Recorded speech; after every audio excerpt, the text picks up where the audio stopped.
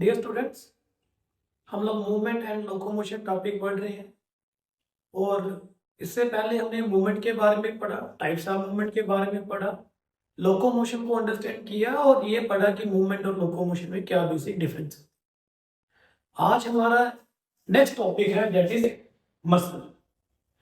देखिए, हमारी बॉडी में अराउंड अबाउट 600 प्लस मसल होते हैं और ये मसल डिफरेंट फंक्शन परफॉर्म करते हैं। जैसे कि मैंने ये दो मार्कर पकड़े हुए हैं, ये मसल की कॉन्ट्रैक्शन की वजह से ही है। मैं बात कर रहा हूँ ये मसल की मूवमेंट की वजह से है। इवन जो मेरी बॉडी का पोस्चर है कि मैं सीधा खड़ा हूँ, ये भी मसल की वजह से ही है। तो मसल डिफरेंट फंक्शन परफॉर्म करने में हेल्प करते हैं, चाहे वो एक जगह से दूसरी जगह जाने के लिए, उठने बैठने के लिए, किसी भी एक्टिविटी को परफॉर्म करने के लिए मसल का अहम रोल है। हमारा हाथ जो कार्डिक मसल का बना हुआ है वो अपना फंक्शन परफॉर्म करता है। ठीक है, तो डिफरेंट मसल डिफरेंट एक्टिविटी को परफॉर्म करने में हेल्प करते हैं। अब मसल जो होते हैं ये बेसिकली मेसोडर्मल इन ओरिजिन होते हैं। ठीक है, तो basically most of the muscle जो है मेसोडर्मल इन ओरिजिन होते हैं, but exceptions is always there in biology. और वो क्या है एक्सेप्शंस? कि हमारी आंख की जो आइरिस के जो मसल होते हैं प्लस जो मायोएपिथेलियल होते हैं मसल सैलिवरी ग्लैंड के, मेमोरी ग्लैंड के, स्वेट ग्लैंड के, एज वेल एज जो ये 3 और 4 टाइप के मसल है, ये कौन से रीजन के होते हैं? Ectodermal in origin. So muscles in generally mesodermal in origin except the exceptions which has been written on the board कि ये वो वाले मसल हैं जो एक्टोडर्मल इन ओरिजिन है। याद रखिए, एक्सेप्शंस मेक्स सेंस, राइट? तो जैसे मैंने पहले ही कहा था देयर आर अबाउट 600 मसल्स।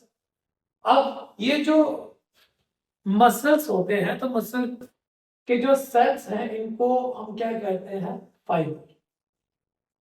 तो मसल्स के सेल को फाइबर कहा जाता है। अब मसल्स के बारे में तो आप जानते ही हैं कि ये डिफरेंट एक्टिविटी को परफॉर्म करते हैं, राइट? खासकर जो बच्चे जिम में जाते हैं तो वो bicep, tricep muscle, extra muscle के ऊपर काफी ज्यादा फोकस करते हैं। तो एनी हो, हम लोग अब डिस्कस करने जा रहे हैं some of the most important characteristic features of the muscle. तो सबसे पहला फीचर क्या है? कॉन्ट्रैक्टिबिलिटी। देखिए, एक मसल की सबसे अच्छी खासियत ये होती है कि वो कॉन्ट्रैक्ट कर सके। तो मैंने ये मार्कर होल्ड किया तो फिंगर्स की कॉन्ट्रैक्शन, फिंगर के जो मसल है वो कॉन्ट्रैक्ट कर रहे हैं, दैट इज व्हाई मैंने होल्ड किया हुआ है। हार्ट लगातार कॉन्ट्रैक्ट एंड रिलैक्स कर रहे हैं। इट मींस हमारे जितने भी मसल हैं इनकी यूनिक क्वालिटी होती है कि दे कैन कॉन्ट्रैक्ट, राइट? इसके बाद आता है एक्साइटेबिलिटी। हमारे मसल जो है ये बेसिकली स्टिमुलस को रिस्पॉन्ड करेंगे, तो ये इसकी एबिलिटी होती है, इसे हम एक्साइटेबिलिटी कहते हैं। ठीक है, तो मतलब कोई स्टिमुलस जिनको एक्साइट कर सके, और वो स्टिमुलस केमिकल स्टिमुलस भी हो सकता है। जैसे कि आपने कुछ मीठा खाया तो आपकी आंखें बंद की हो, आपके मुंह में मीठी चीज आई है, नमकीन चीज आई, वटएवर, ये जो आपके टेस्ट रिसेप्टर है ये काम करना शुरू कर देते हैं, फिर टंग के मसल में होते हुए ब्रेन की तरफ सिग्नल जाता है। ठीक है, तो केमिकली भी हम रिस्पॉन्ड कर सकते हैं। नर्वस, आपका जो ब्रेन है ये कंट्रोल करता है, तो ब्रेन नेचुरली सिग्नल भेजेगा और हमारी मसल एज गुड उसके मुताबिक कॉन्ट्रैक्ट एंड रिलैक्स करेगी। Electrical and mechanical signal. Electrical क्या होता है कि आपको पता है कि हमारे सेल के अंदर और बाहर पोटेंशियल डिफरेंस जो है वो कैसा होता है? सेल के अंदर नेगेटिव चार्ज होता है, बाहर पॉजिटिव चार्ज होता है। जब हम स्टिमुलेट करते हैं तो इनका चार्ज जो है अंदर पॉजिटिव होना शुरू हो जाता है, बाहर नेगेटिव। तो ये जो इलेक्ट्रिकल चेंजेस होते हैं इसकी वजह से मसल कॉन्ट्रैक्ट करते हैं और बाद में रिलैक्स करते हैं। देन मैकेनिकल, तो ऑब्वियसली बात है हमारे मसल एक्साइट हो जाएंगे जब हम मैकेनिकल, मतलब बाहर से कोई जब हम फोर्स वगैरह लगाएंगे उसकी वजह से। ठीक है, तो ये है हमारे प्रॉपर्टी कॉन्ट्रैक्टिबिलिटी के बाद एक्साइटेबिलिटी की कौन कौन सी चीजें हैं जो मसल को एक्साइट कर सकती है। देन कंडक्टिबिलिटी, कि मसल जो है आफ्टर एक्साइटेशन वहीं पे स्थिर नहीं रहते हैं, वो आगे कंडक्ट भी करवाते हैं। लेट्स से ये एक मसल का सेल है, ठीक है, तो ये इसके अंदर बड़ी सारी फाइबर्स। अगर एक फाइबर यहाँ पर एक्साइट हुई है तो ये सिग्नल को स्टिमुलेट को पूरी फाइबर पूरे सेल के ऊपर स्प्रेड कर देगी। ठीक है, इसे हम बोलते हैं कंडक्टिविटी, ये कंडक्ट कर सकती है। Right, then threshold stimulus. अब थ्रेशोल्ड स्टिमुलस क्या होता है? देखिए, क्या हम लोग रिस्पॉन्ड किसी भी स्टिमुलस के कर देते हैं जब पर्टिकुलर स्टिमुलस जिसकी कोई क्षमता होती है हम उसी को रिस्पॉन्ड कर सकते हैं। फॉर एग्जाम्पल मैं बोलूँ कि हम लोग जब रास्ते से गुजर रहे हैं और किसी ने झाड़ू वगैरह लगाया हुआ है तो काफी डस्ट जो है वो हवा में मिल चुकी है। जैसे हम जाएंगे तो हमारे कपड़े गंदे हो सकते हैं और इवन मेरे हाथ गंदे हो सकते हैं। जब ये डस्ट हमारी स्किन को टच करेगी, इवन करती भी है, बैक्टीरिया वगैरह टच कर रहे हैं, इसके ऊपर बैठे होते हैं, तो हमें फील नहीं होता, हमें पता नहीं होता। इट मीन्स कि सारी चीजें हमें स्टिमुलेट नहीं कर सकती, कुछ मिनिमम उसकी रेंज होनी चाहिए जो उतनी रेंज की चीज ही हमें स्टिमुलेट कर सके, और उसे हम थ्रेशोल्ड स्टिमुलस कहते हैं। मतलब एक ऐसा स्टिमुलस, सारे स्टिमुलस हमें एक्साइट नहीं कर सकते, तो वो वाला स्टिमुलस जिसकी थ्रेशोल्ड वैल्यू हो कि मिनिमम इतनी वैल्यू होनी चाहिए, वो हमें स्टिमुलेट कर सकता है। फॉर एग्जांपल मैं फिर से कहना चाहूंगा कि लेट से हमारे हाथ के ऊपर बैक्टीरिया बैठे हुए हैं, तो वो हमें नेवर नो, हमें कुछ भी नहीं पता चलेगा बैक्टीरिया है या नहीं।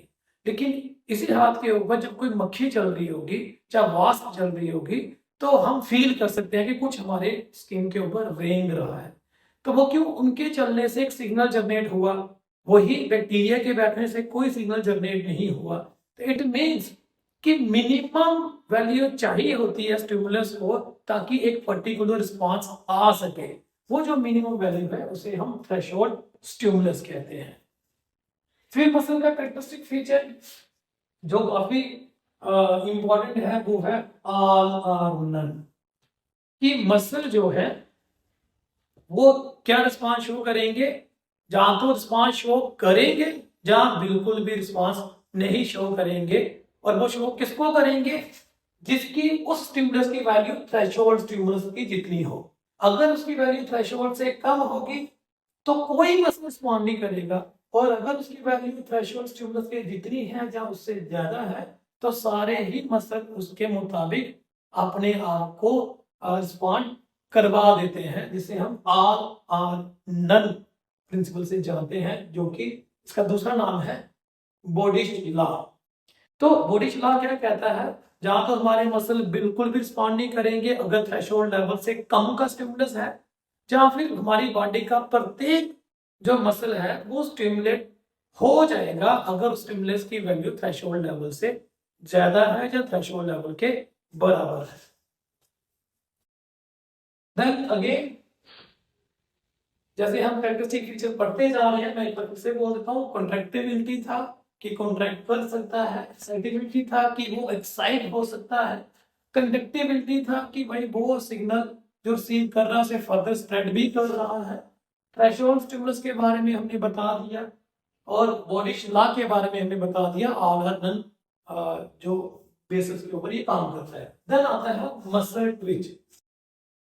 मसल ट्विच होता है कि कैसे हमारा मसल जो है वो रिस्पॉन्ड करता है, कैसे जब वो स्टिमुलेट कर लिया गया है बाय सिंगल स्टिमुलस। तो सोचिए एक मसल है, तो सिंगल स्टिमुलस से वो एक्टिवेट हो चुका है। अब वो किस तरीके से काम करता है? सबसे पहले आती है लैटेंट फेज, वो वाली फेज जब मसल के ऊपर सिग्नल फैल रहा है उसे हम बोलते हैं लैटेंट फेज, जो कि 0.01 सेकंड के अंदर। देखिए 0.01 सेकंड कितना कम होता है, तो इतनी जल्दी इसके ऊपर सिग्नल जो है वो स्प्रेड आउट हो चुका है। उसके बाद आता है कॉन्ट्रैक्शन। चूंकि अब सिग्नल पूरे मसल के ऊपर फैल चुका है तो मसल रिस्पॉन्ड करेगा, वो कॉन्ट्रैक्ट करेगा। राइट, तो क्या करेगा? वो कॉन्ट्रैक्शन, और वो कितनी देर में? With in 0.04 second. तो 0.01 सेकेंड में सिग्नल पूरे मसल पर आ चुका है और 0.04 सेकेंड में उसने कॉन्ट्रैक्ट भी कर लिया। That relaxation. तो देखिए मसल ने स्टिमुलेट गेन किया, स्टिमुलेट पूरे मसल फाइबर के ऊपर फैला, सेल के अंदर फैला, मसल ने कॉन्ट्रैक्ट किया, और नेचुरली बात है कॉन्ट्रैक्शन जब काम हो चुका है उसके बाद रिलैक्सेशन भी होगी। ताकि वो अगला स्टिमुलस फिर से परसीव कर सके। और रिलैक्सेशन कितनी देर में रिलैक्स कर लेता है, और 0.05 सेकेंड। तो 0.01 सेकेंड में सिग्नल फैला है, 0.04 सेकेंड में इसने कॉन्ट्रैक्शन शो कर दी है, और देन 0.05 सेकेंड में ये रिलैक्स होगा। तो देखिए रिलैक्सेशन देखा जाए तो जितनी देर में सिग्नल फैला और उसने कॉन्ट्रैक्शन किया, दोनों का सम करोगे इतनी देर उसने रिलैक्स किया। तो जितना ये काम कर रहा है उतना ही रिलैक्स भी कर रहा है। Then refractory period. Refractory period क्या होता है, रेस्टिंग पीरियड। ये वो वाला पीरियड है जब मसल जो है तैयारी कर रहा होता है कि अगला सिग्नल मैं रिसीव करूंगा, और वो होता है 0.02 to 0.0053। लेकिन याद रखिएगा रिफ्रैक्टरी पीरियड में मसल रिस्पॉन्ड नहीं कर सकता। ठीक है, अब होता क्या है बेसिकली, तो देखिए ये था, मैं अगर ऐसे समझाऊं तो सेल के अंदर नेगेटिव चार्ज, ये थे पॉजिटिव चार्ज, राइट। अब जब सिग्नल आया जिसे हम बोलते हैं लैटेंट फिक्स, तो सिग्नल मैंने यहाँ पर टच किया तो अंदर की तरफ प्लस होना शुरू हो गए हैं, बाहर की तरफ माइनस होना शुरू हो चुके हैं। ठीक है, और जब ये लैटेंट फेज खत्म हो गई तो कॉन्ट्रैक्शन हुआ क्योंकि सिग्नल हो चुके हैं। तो ये मसल जो पहले सोचिए ऐसे लेंथ में था, अब वो कॉन्ट्रैक्ट हो चुका है। अब ये रिलैक्सेशन में जाएगा, मतलब इसे जैसे था वैसा होगा, लेकिन आइनिंग चेंजेस तो अभी तक रिवर्ट बैक नहीं हुई। तो रिफ्रैक्टरी पीरियड में क्या होता है कि फिर से जो जैसा था वैसा होना शुरू हो जाता है, क्योंकि जब तक ये आइनिंग चेंजेस सच पहले जैसी नहीं होगी तो सिग्नल चाहे स्टिमुलस आप दोगे भी तो मसल रिस्पॉन्ड नहीं कर सकता। इसे हम बोलते हैं रिफ्रैक्टरी पीरियड। ठीक है, तो ये एक्चुअल रेस्टिंग फेज है, यहां पर मसल रिस्पॉन्ड नहीं करेगा जब तक वो पहले जैसा नहीं हो सकता। देन आता है एक्सटेंसिबिलिटी। एक्सटेंसिबिलिटी होता है कि मसल की थोड़ी सी क्षमता जो कि स्ट्रेच कर सके, है ना। जैसे हम रबर को थोड़ा खींच सकते, रबर तो चलो काफी ज्यादा खींच जाती है, लेकिन हमारी मसल इतने नहीं खींचते, but up to certain limit तक, जैसे मैं फिंगर को खींचूंगा थोड़े से मसल स्ट्रेच हो सकते हैं, उसे हम बोलते हैं एक्सटेंसिबिलिटी। तो एक्सटेंसिबिलिटी क्या होता है, एबिलिटी टू स्ट्रेच, कि हमारे मसल जो है ये क्षमता रखते हैं कि ये स्ट्रेच हो सके। देन इलास्टिसिटी, हम किसी भी चीज को इलास्टिसिटी कब बोलते हैं, जब वो अपनी ओरिजिनल पोजीशन को गेन कर लेता है ना। तो अगर हमने किसी चीज को खींचा और वो वापस अपनी स्थिर पोजीशन में आ जाए जब हम उसे छोड़ेंगे, उसे हम बोलते हैं कि ये इलास्टिसिटी है। जैसे आप रबर को पकड़ेंगे तो खींचते जाइए, लेकिन जब छोड़ोगे तो वो वापस अपनी जगह पर आ जाता है, तो वो क्या था, इलास्टिक, है ना। तो इसे हम इलास्टिसिटी कहते हैं। लेकिन याद रखिएगा हमारे मसल की थोड़ी क्षमता होती है स्ट्रेच करने की, ज्यादा अगर खींच दिए जाएंगे तो बेरिंग एंड टेयरिंग हो जाएगी। देन इसके बाद आता है मसल टोन, और मसल टोनस भी कहते हैं, और वो क्या होता है, for posture and quick response के लिए। तो मतलब ये कि देखिए मैं सीधा खड़ा हूं, जब मैं सीधा खड़ा हूं तो काफी ज्यादा मसल अभी रिलैक्स है, लेकिन काफी ज्यादा मसल अभी कॉन्ट्रैक्शन स्टेज में होगी। क्यों कॉन्ट्रैक्शन स्टेज में है, जब आधे रिलैक्सेशन में क्यों है, क्योंकि उसे अपनी बॉडी को, ये जो मेरी बॉडी है इसके पास्चर को, इसकी पोजीशन को मेंटेन करना है। तो इन ऑर्डर टू मेंटेन, जिस मसल को मेरी बॉडी को सीधा रखना पड़ रहा है वो तो कॉन्ट्रैक्शन में होंगे, और बाकी जो रेस्टिंग स्टेज में होंगे, जैसे मेरे फुट के मसल है वो आराम से जमीन के ऊपर टच किए हुए, तो वो रिलैक्सेशन पोजीशन में होंगे। तो इट मीन्स जब भी हम कोई भी एक्टिविटी परफॉर्म करते हैं तो हमारे कुछ मसल कॉन्ट्रैक्शन फॉर्म में रहते हैं और कुछ मसल रेस्टिंग फॉर्म में रहते हैं। इसे हम बोलते हैं मसल टोन और मसल टोनस। लेकिन ये जरूरी है, वो इसीलिए ताकि हमारी बॉडी क्विकली रिस्पॉन्स कर सके जब कोई सिग्नल मिलता है। तो देन लास्ट में यहां पर लिखा हुआ है मसल टेंशन। मसल टेंशन से अभिप्राय ये है कि जब हम एक्सटर्नल फोर्स के फेस में आते हैं तो हमारी बॉडी कैसे जो है वो रिएक्ट करती है। तो देखिए अब ये क्या कहना चाहता है कि मसल टेंशन जो है वो दो टाइप की होती है, आइसोमेट्रिक एंड आइसोटोनिक। तो आइसोमेट्रिक और आइसोटोनिक से देखोगे तो आइसो वर्ड इज सेम, एक में मीट्रिक है और एक में टोन है। मीट्रिक का मतलब लेंथ, जब मसल की लेंथ सेम रहे उसे हम आइसोमेट्रिक कहते हैं। तो देखिए जैसे ये दीवार है, और अगर मैंने दीवार को जब बोर्ड को अंदर की तरफ धक्का देना हो तो मेरे मसल कॉन्ट्रैक्ट नहीं करेंगे, राइट। मसल की कॉन्ट्रैक्शन तब होती है जब किसी को पकड़ना हो, ग्रास्प करना हो, उठाना हो। तो जब ये दीवार है, दीवार दीवार तो मेरे ऊपर आ नहीं रही ना, मैं दीवार को उठा सकता हूं, तो मेरे मसल जब मैं इसे धक्का दूंगा, धकेलूंगा, तो वो एज सच उनकी लेंथ वाइज में कोई चेंज नहीं आएगी। ऐसी कंडीशन को आइसोमेट्रिक कंडीशन कहते हैं। दूसरा होता है आइसोटोनिक। तो सोचिए कोई बाल्टी है जिसमें पानी भरा हुआ है, जब मैं उठाने लगूंगा तो मुझे अपने मसल, ये जो बाइसेप्स और ट्राइसेप्स मसल होते हैं, तो ये क्या करेंगे, कॉन्ट्रैक्ट करेंगे, क्योंकि मसल कॉन्ट्रैक्ट करेंगे तब भी मैं बकेट को उठा सकता हूँ। बिना मसल के कॉन्ट्रैक्शन से बकेट को नहीं उठाया जा सकता। और इस टाइप की कंडीशन को आइसोटोनिक कंडीशन कहा जाता है। तो आप ये रख के चलिएगा कि भाई मसल टेंशन जो होती है, मसल टेंशन का मतलब कि मसल किस तरीके से रिएक्ट कर रहे हैं टूवर्ड द एक्सटर्नल फोर्स। अगर तो जो वेट है वो हमारी फोर्स से ज्यादा है, मतलब हम उसे मैनेज नहीं कर सकते, तो हमारे मसल में कोई चेंज नहीं आएगी, ठीक है। और अगर हम वेट से ज्यादा फोर्स लगा रहे हैं और उसे पिक कर रहे हैं तो हमारे मसल 100% कॉन्ट्रैक्ट करने जा रहे हैं। यही बेसिक डिफरेंस आता है जो हम बाद में भी आइसोमेट्रिक और आइसोटोनिक में डिफरेंशिएट करेंगे। देन आता है एक और जो मैंने लिखना भूल चुका हूं, वो है समेशन। समेशन से आप समझ सकते हो सम है मतलब प्लस। तो क्या होता है कि हमारी बॉडी जो है डिपेंडिंग अपॉन द स्टिमुलस उसी हिसाब से रिएक्ट करती है, हमारी मसल भी वैसे ही बिहेव करते हैं। तो जब छोटे छोटे स्टिमुलस आएंगे, स्मॉलर स्टिमुलस, तो हमारे मसल में जो स्मॉलर मोटर न्यूरॉन है, ठीक है, वो एक्टिवेट होंगे और छोटी छोटी गतिविधियां होंगी। लेकिन जैसे जैसे स्टिमुलस बढ़ते जाएंगे, राइट, मतलब स्ट्रांग होते जाएंगे, तो वैसे वैसे लार्जर मोटर यूनिट भी काम आते जाएंगे। तो देखिए स्टिमुलस थोड़ा सा होगा, मुझे अपनी फिंगर से इस पेन को थोड़ा सा हिलाना है तो स्मॉल मसल काम कर रहे हैं, लेकिन मुझे अपने हाथ से पूरी चेयर को उठाना है तो लार्जर मसल काम करेंगे। तो इसे बोला जाता है समेशन, कि छोटे छोटे स्टिमुलस से क्या होता है कि मसल अपने तरीके से मैनेज करता है। जितना छोटा स्टिमुलस होगा इतना ही छोटा मोटर न्यूरॉन काम में आएगा। जितना स्टिमुलस बढ़ता जाएगा तो मोटर न्यूरॉन भी क्या होता जाएगा, उसका फंक्शन भी बढ़ता जाएगा, वो उतनी ज्यादा कैपेबिलिटी रखते हैं।